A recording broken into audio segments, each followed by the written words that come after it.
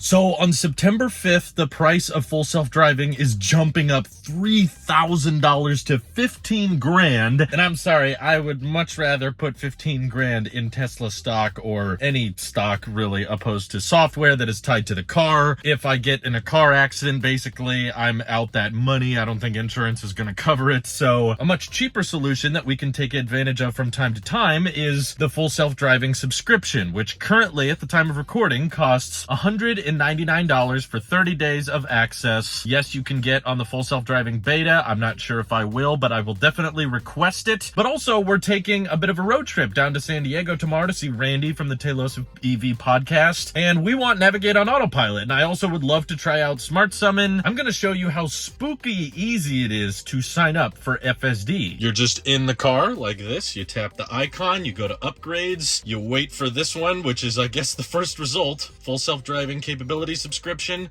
Swipe to subscribe.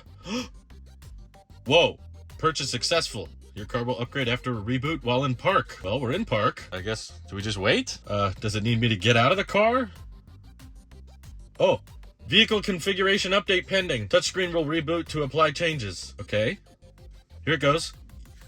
Oh, I didn't even have time to read it.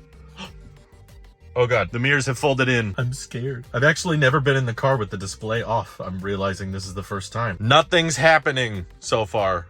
So, I don't even know if I've been charged yet. Okay, so like crazy thing, the screen was off. I opened the door and then it woke back up and it had a brief pop-up that said, your car has been upgraded to support full self-driving. So I'm just gonna go in here, look in autopilot settings. Hey, there it is. Traffic light and stop sign control. Yes. Okay, all kinds of fine print. I'm gonna make sure I read all of this. Oops, oh well. Summon, yes, we definitely wanna try summon and smart summon. Yes. Navigate on autopilot, of course. We wanna turn that on. And the most important button of all, request full self-driving beta. I consent to the collection of data. Understand that I am using FSD beta and I'm responsible. My beta can be revoked at any time. That's fair. You can take it away even though I paid for it. Except you are enrolled in full self-driving beta queue. Press again to opt out. Okay, I think we're here. Customize summon? Oh.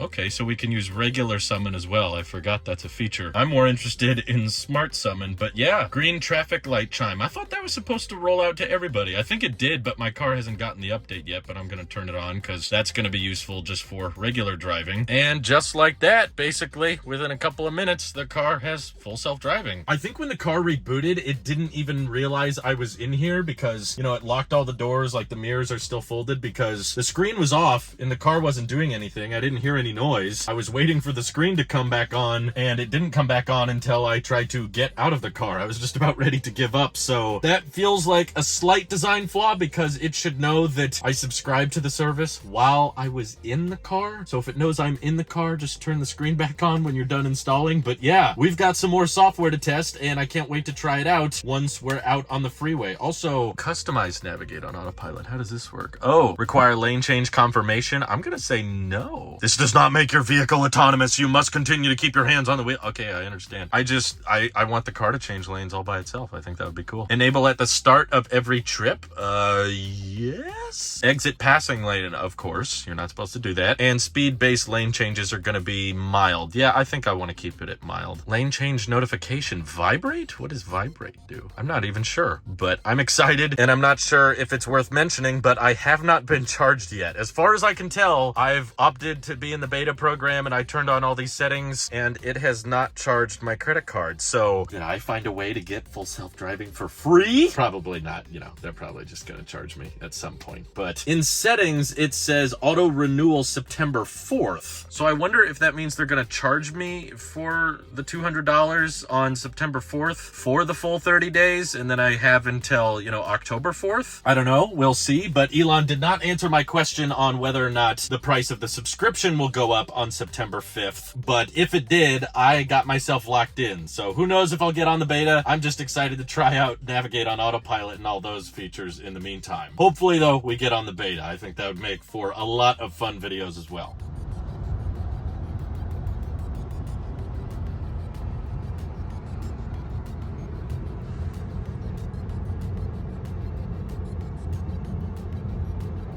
All right, we were at 80 miles an hour most of the drive, and we averaged like 237 watt hours per mile, which I think is pretty good. But now it's time for our first official supercharge. Plug in. This is a V2 supercharger, so we're not going to get the thinner cable. And I parked at the end because these stalls are shared. If a bunch of people started showing up to the supercharger, we would have to get slower speeds if someone parked right next to us. So I made sure there was lots of room. But hey, it's green. We're charging. It works. See how much it costs. Oh, it tells us how much it costs. Oh, we're charging at 133 kilowatts. Okay, not bad. That's like 600 miles an hour. 86% charge limit. Cool. It works. About 17, 18 bucks. We're just about done. That was easy. These things get demolished though, unfortunately. Doors closed. We're back on the road. So, Navigate on Autopilot loves to sing its little chimes because it keeps not being able to make up its mind on whether or not it should route it over and over again. It's like, oh, we should go here. No, we should go here. You can't turn off the sound. I think that's my number one request at this point, because that's something they could fix via software update.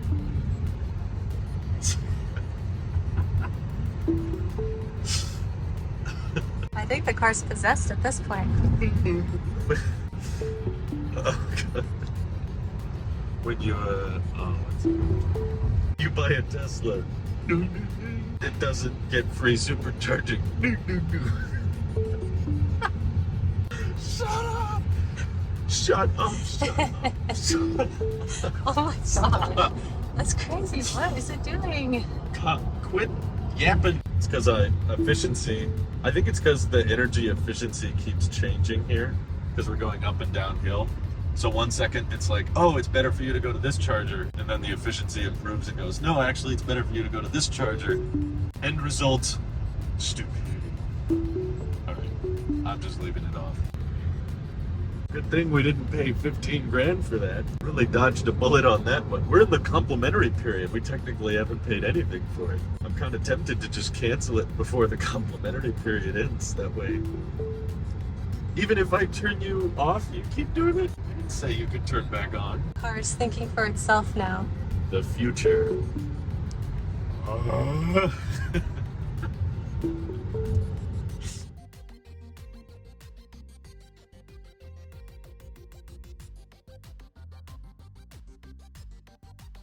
So this is our third stop for the day. It's rerouted us several times because I guess there's a lot of busy superchargers. Makes sense, Labor Day weekend. So at several points it was like, oh, you can just go to Irvine, or no, Irvine's too busy, or you can go to this supercharger, but that one's too busy. So the navigation keeps updating, but luckily the percentage always seems to be overly generous. It keeps saying like, oh, you're only gonna get there at 10%, and then we actually ended up getting here at 15%. Plus I know you can drive past 0, but on the first road trip, I'm not quite ready for that yet. I'm sure as time goes on, we'll probably get more comfortable with the percentage going down. So far, I do not have range anxiety though. Like, because of how generous the percentages are in the software, I don't feel like, oh no, we're gonna run out. In fact, most of the time when we stop, I feel ready to get out of the car, stretch my legs a little bit, or go to the bathroom or what have you. So I'm still very impressed, even though I don't have the V3 supercharging capability. It's still adding over 600 miles an hour to the car, which when you have a range of around 270, that's pretty good. That's pretty fast. So the only slight anxiety I do have though is like scheduling and time, because on one hand, when we started the trip, it said we would reach our destination at like 2:20 p.m. And then while we were going through the Grapevine, it said, actually, you're not going to get there till 3:20. So like an hour later than we expected. And then once we got through the Grapevine, it's now readjusted to 2:40. So there's so many variables and there's so much calculation I can tell going on where it's like, oh, you got to factor in time for charge, but also this charger's busy and you might not be able to charge as much as you'd want at this location. So it's kind of all over the place, but it's fascinating to watch our efficiency and kind of the charging etiquette around us with all of these other Teslas. I'm always trying to leave a space between me and the other guys if I can, and Navigate on Autopilot, when it works, is really, really great. There was a lot of traffic through the Grapevine, and having that adaptive cruise control was really convenient, but we have experienced 3 separate major family phantom braking events where the car nearly came screeching, going from like 80 miles an hour down to 50 in only a matter of seconds. And that was pretty jarring, especially for the people trying to sleep in the car. So that kind of makes it harder to enjoy, but I'm still getting the hang of it, and I really wish you could turn off the sounds. That's by far the most annoying thing so far.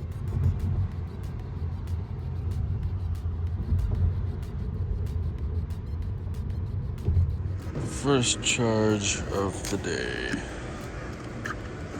as we head back home. These are weird. You pull in like diagonally both ways, but hey, we're charging.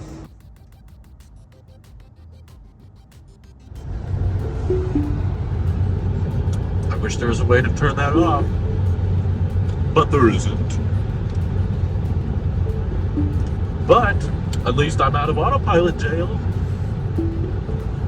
So we had a great time visiting with Randy and Mike in San Diego. Unfortunately, we were really pushed for time. Everyone was, not just us. So there wasn't an opportunity to do like an in-person podcast. I'm sorry if that's what you were hoping for, but we just had a great time as friends, hanging out, going to dinner, catching up, and not being in work mode, if you will. But now we've officially completed a road trip with full self-driving, not the beta, but Navigate on Autopilot. And before the trip, we tested out Smart Summon, and we recorded some videos with it that I'll probably publish later. But ultimately, as you may have heard in the video, we decided after experiencing it after this road trip that we didn't want to move forward with it. And once we realized there was a complimentary period, we realized we could cancel it before getting charged for it. So we probably won't get another complimentary period, but some of you may be wondering why. You know, if I like hit the request FSD beta button, why am I not just holding on to it for the full 30 days to try out FSD beta? I've actually been checking around subreddits on how the rollout of FSD beta has been going, and it doesn't appear they've added anybody in the last couple months. And there's actually been people that have taken their vehicles to Tesla service appointments and then afterwards had their FSD beta removed because the computer was replaced, which I guess it's tied to the computer, but afterwards people were being told that they're not adding anybody to the FSD beta program right now. And basically that was the one big road trip we were planning on making this month. There's occasional highway driving I do, but it's not as complicated or as long-term as it was on this road trip. So we just figured, why are we going to spend $200 on something that we're rarely going to use when we already basically documented and experienced everything that FSD offers without having you opt into any particular beta. And it took us like 12 hours to reach our destination, not because of the range of this car or the superchargers. I'm honestly very impressed with the availability and the flexibility of supercharging stations. Really didn't have any major issues other than a few cables that were kind of hard to press the button and unplug. This one's hard to click. Jeez. Click.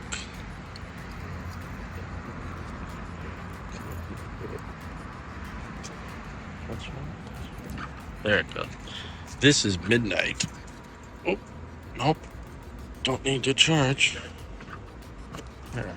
I don't know if they were damaged over time, but the charging speeds were great. It was just, we hit a crazy amount of traffic in LA that we didn't account for. So we ended up being late to the baby shower, but luckily it wasn't a very strict schedule for them. So we weren't even the last people to show up, which made me feel better. And then after that, because everyone in the car seemed to be sleeping on a lot of the drive down, we decided to save some money on a hotel cost and just sleep inside the car because we have camp mode and we can run the AC when we're sleeping. So I've tried to sleep in our old Sonata before and I couldn't sleep at all. In this car, you know, I didn't sleep great, but I actually did catch a few hours and rested up before leaving very early to go back home. And because we weren't caught in a bunch of LA traffic, we actually made it back home in around 9.5 hours. So really the biggest factor dictating how long it took us to reach our destination was ultimately traffic. It really didn't have much to do with supercharging speed or the range of this vehicle. We had to stop 4 times on the way down, 4 times on the way up, and each stop was typically only 20-25 minutes. Gave everyone in the car a chance to stretch their legs, grab a drink, go to the bathroom. But by far the most disappointing thing on the trip is absolutely how Navigate on Autopilot performed. There may be a setting I needed to mess around with, but we just turned on the default setting for everything and the car just wouldn't stop rerouting like crazy, hollering at us and rerouting to, oh, we're gonna take you to this less busy supercharger, or actually your efficiency is not as good as we thought, or it's better than we thought, we want you to go to this was Supercharger. At one point, it routed us to a Supercharger that was in a parking building where you had to pay to park there. Thankfully, we weren't there long enough for us to actually have to pay anything. But if we would have stayed just a couple minutes longer, we would have had to pay for parking and the supercharging costs. So that was not great. And what I've noticed after about 20 hours straight of driving with Navigate on autopilot is, you know, if conditions are not that complicated, you know, if it's a fairly empty roadway and the highway's not too busy, it can get the job done. You know, it'll pass the slow people and it'll take the right off ramps and on ramps. But if it's any sort of busy, like on the way down there, crazy amount of traffic, tons of semi trucks, tons of cars everywhere, it just makes dumb decisions. It will not get into the lane soon enough and you'll miss your exit, or it will try to pass people when there's clearly much faster cars coming up from behind you. And I don't know if it's a camera resolution problem or just an algorithm problem, but it will get into the passing lane really when it shouldn't, because there's clearly cars coming from behind and it thinks you're cutting them off, and people get really mad at you if you just leave it on. Like, so there's a big long stretch of I-5 that's just very, very straight and not much is going on. So of course I have Navigate on autopilot turned on and I'm going pretty quick. You know, there's not a ton of cars out there, so I'm going like 83 miles an hour, and there's cars in the passing lane that are coming by at like 93, maybe 95 miles per hour. They're going really fast, and there's a semi truck in front of me that we're clearly coming up to, but the car doesn't want to move into the passing lane until we're right behind the semi truck, and there's these fast cars coming, but it decides I'm gonna go ahead and move into the passing lane now. So it moves over to the passing lane, and I've got crazy guys going 95 miles per hour behind me, and I'm worried about getting hit. Regardless of if autopilot would have been smart enough to speed up or the guys behind me are smart enough to slow down, I just don't want to get the car hit. So, you know, I push on the accelerator to kind of speed up and get past this semi truck, and I end up pushing it over 85 miles an hour, which I didn't know was a no-no, because if you push auto steer over 85, it immediately starts screaming at you. It does the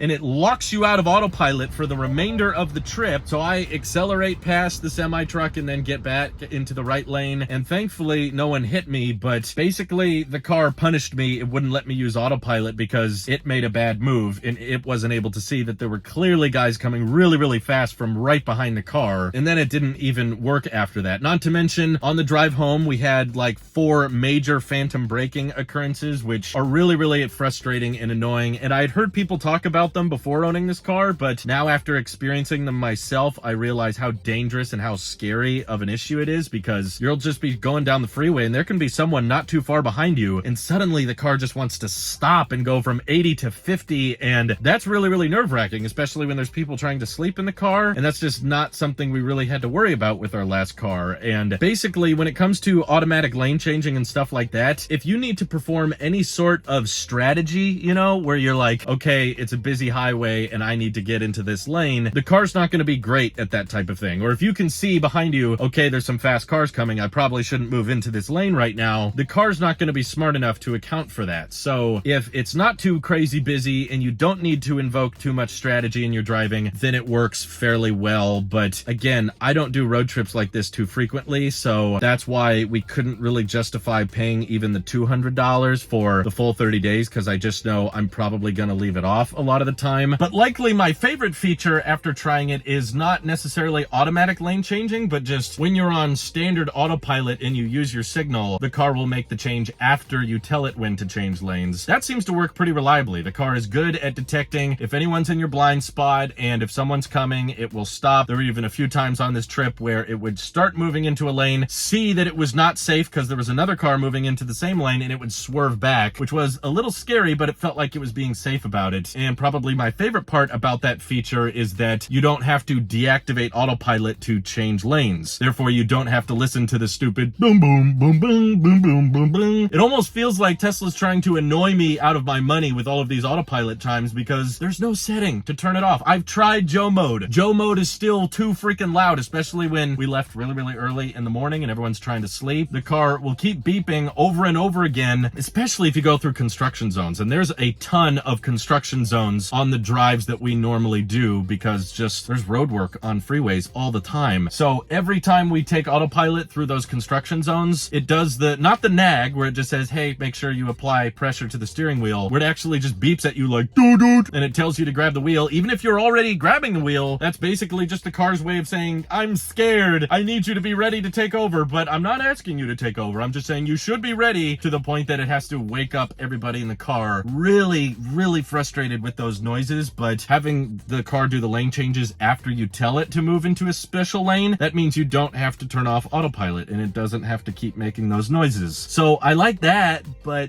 $200 for that, and I only get it for 30 days.